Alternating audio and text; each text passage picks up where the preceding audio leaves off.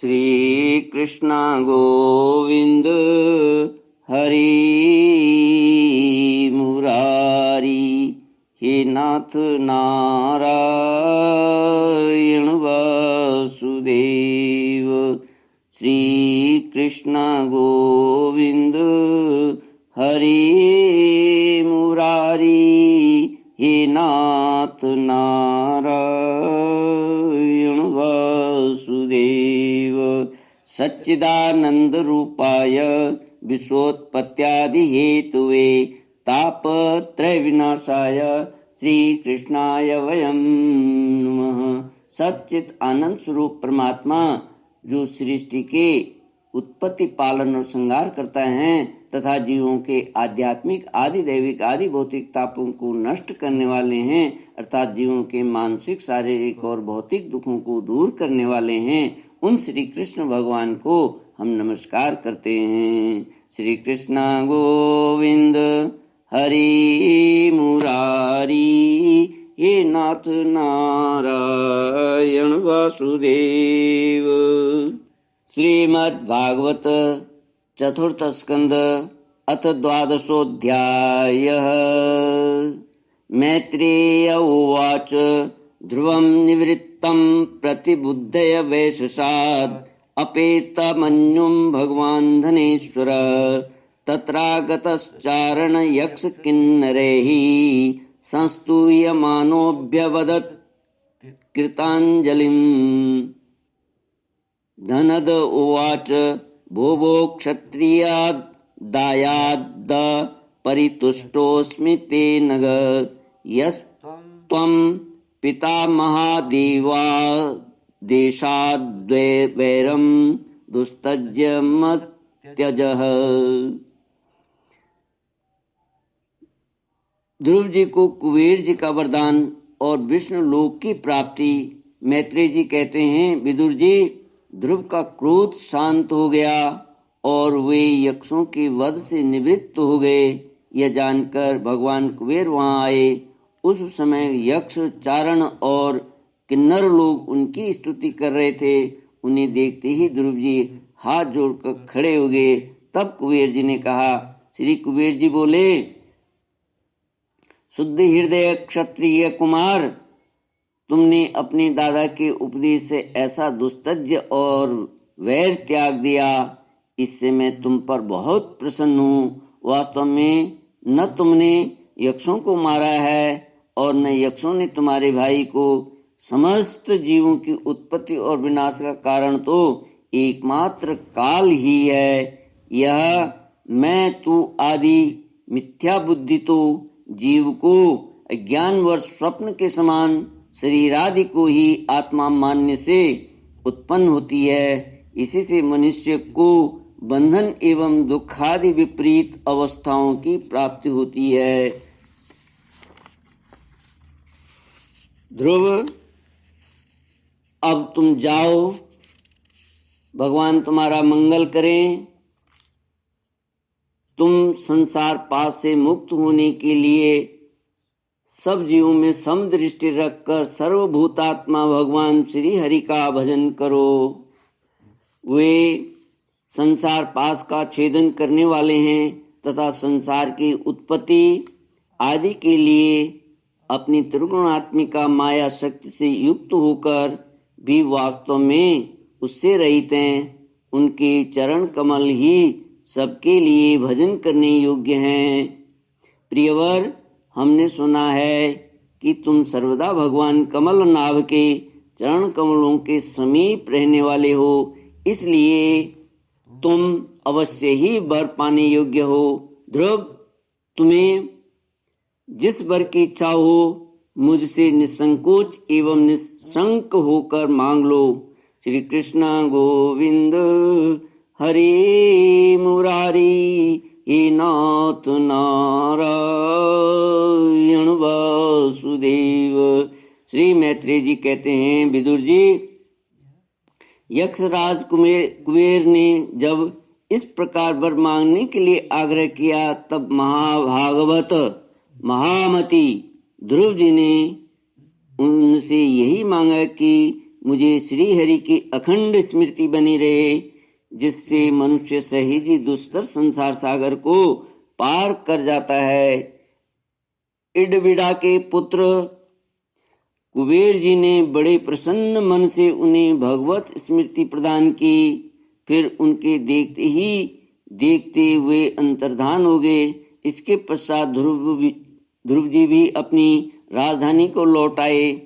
वहाँ रहते हुए उन्होंने बड़ी बड़ी दक्षिणा वाले यज्ञों से भगवान यज्ञ पुरुष की आराधना की। भगवान ही द्रव्य, क्रिया और देवता संबंधी समस्त कर्म और उसके फल हैं तथा वे ही कर्म फल के दाता भी हैं। सर्वोपाधि शून्य सर्वात्मा श्री अच्युत में प्रबल वेग युक्त भक्ति भाव रखते हुए ध्रुव जी अपने में और समस्त प्राणियों में सर्वव्यापक श्री हरि को ही विराजमान देखते हैं। ध्रुव जी बड़े ही शील संपन्न, ब्राह्मण भक्त, दीन वत्सल और धर्म मर्यादा के रक्षक थे। उनकी प्रजा उन्हें साक्षात पिता के समान मानती थी। इस प्रकार तरह तरह के ऐश्वर्य भोग से पुण्य का और भोगों के त्याग पूर्ण यज्ञादि कर्मों के अनुष्ठान से पाप का क्षय करते हुए उन्होंने 36,000 वर्ष तक पृथ्वी का शासन किया। जितेंद्रिय महात्मा ध्रुव ने इसी प्रकार अर्थ, धर्म और काम के संपादन में बहुत से वर्ष बिताकर अपने पुत्र उत्कल को राज सिंहासन सौंप दिया। इस संपूर्ण दृश्य प्रपंच को अविद्या रचित स्वप्न और गंधर्व नगर के समान माया से अपने में ही कल्पित मानकर और यह समझकर कि शरीर, स्त्री, पुत्र, मित्र, सेना, भरा पूरा खजाना, जनाने महल, सुरम्य विहार भूमि और समुद्र पर्यंत भूमंडल का राज्य, ये सभी काल के गाल में पड़े हुए हैं। वे बद्रिकाश्रम को चले गए। वहां उन्होंने पवित्र जल में स्नान कर इंद्रियों को विशुद्ध शांत किया। फिर स्थिर आसन में बैठकर प्राणायाम द्वारा वायु को वश में किया। तदनंतर मन के द्वारा इंद्रियों को बाह्य विषयों से हटाकर मन को भगवान के स्थूल विराट स्वरूप में स्थिर कर दिया।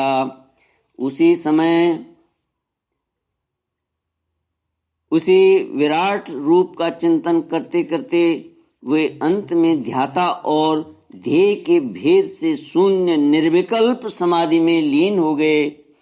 उस अवस्था में विराट रूप का भी परित्याग कर दिया। इस प्रकार भगवान श्री हरि के प्रति निरंतर भक्ति भाव का प्रवाह चलते रहने से उनके नेत्रों में बार बार आनंदाश्रुओं की बाढ़ सी आ जाती थी।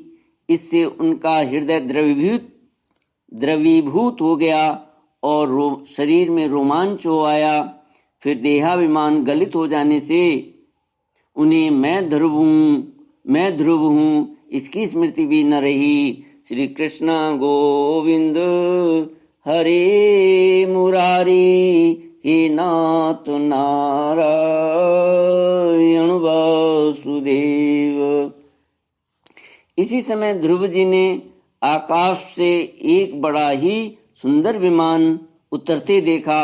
वह अपने प्रकाश से 10 दिशाओं को आलोकित कर रहा था, मानो पूर्णिमा का चंद्र ही उदय हुआ हो।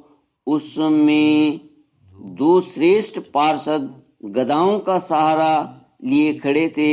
उनके 4 भुजाएं थी, सुंदर श्याम शरीर था, किशोर अवस्था थी और अरुण कमल के समान नेत्र थे। वे सुंदर वस्त्र, किरीट, हार, भुजबंद और अति मनोहर कुंडल धारण किए हुए थे। उन्हें पुण्य श्लोक श्री हरि के सेवक जान ध्रुव जी हड़बड़ाहट में पूजा आदि का क्रम भूलकर सहसा खड़े हो गए और ये भगवान के पार्षदों में प्रधान हैं ऐसा समझकर उन्होंने श्री मधुसूदन के नामों का कीर्तन करते हुए उन्हें हाथ जोड़कर प्रणाम किया। ध्रुव जी का मन भगवान के चरण कमलों में तल्लीन हो गया और वे हाथ जोड़कर बड़ी नम्रता से सिर नीचा किए खड़े रह गए। तब श्री हरि के प्रिय पार्षद सुनंद और नंद ने उनके पास जाकर मुस्कुराते हुए कहा, श्री कृष्ण गोविंद हरे मुरारी, हे नाथ नारायण वासुदेव। सुनंद और नंद कहने लगे, राजन आपका कल्याण हो, आप सावधान होकर हमारी बात सुनिए। आपने 5 वर्ष की अवस्था में ही तपस्या करके सर्वेश्वर भगवान को प्रसन्न कर लिया था। हम उन्हीं निखिल जगन नियंता सारंग पाणी भगवान विष्णु के सेवक हैं और आपको भगवान के धाम में ले जाने के लिए यहाँ आए हैं। आपने अपनी शक्ति के प्रभाव से विष्णु लोक का अधिकार प्राप्त किया है, जो औरों के लिए बड़ा ही दुर्लभ है। परम ज्ञानी सप्त ऋषि भी वहाँ तक नहीं पहुँच सके। वे नीचे से केवल उसे देखते ही रहते हैं। सूर्य और चंद्रमा आदि ग्रह, नक्षत्र एवं तारागण भी उसकी प्रदक्षिणा किया करते हैं। चलिए आप उसी विष्णु धाम में निवास कीजिए। प्रियवर, आज तक आपके पूर्वज तथा और कोई भी उस पद पर कभी नहीं पहुंच सके। भगवान विष्णु का वह परम धाम सारे संसार का वंदनीय है। आप वहां चलकर विराजमान हो। आयुष्मान, यह श्रेष्ठ विमान पुण्य श्लोक शिखामणि श्री हरि ने आपके लिए ही भेजा है। आप इस पर चढ़ने योग्य हैं। श्री कृष्ण गोविंद हरे मुरारी, हे नाथ नारायण वासुदेव। ओम पूर्णमद पूर्णमिदं पूर्णात् पूर्णमुदच्यते पूर्णस्य पूर्णमादाय पूर्णमेवावशिष्यते। ओम शांति शांति शांति। हरि ओम। श्री गुरुभ्यो नमः। हरि ओम।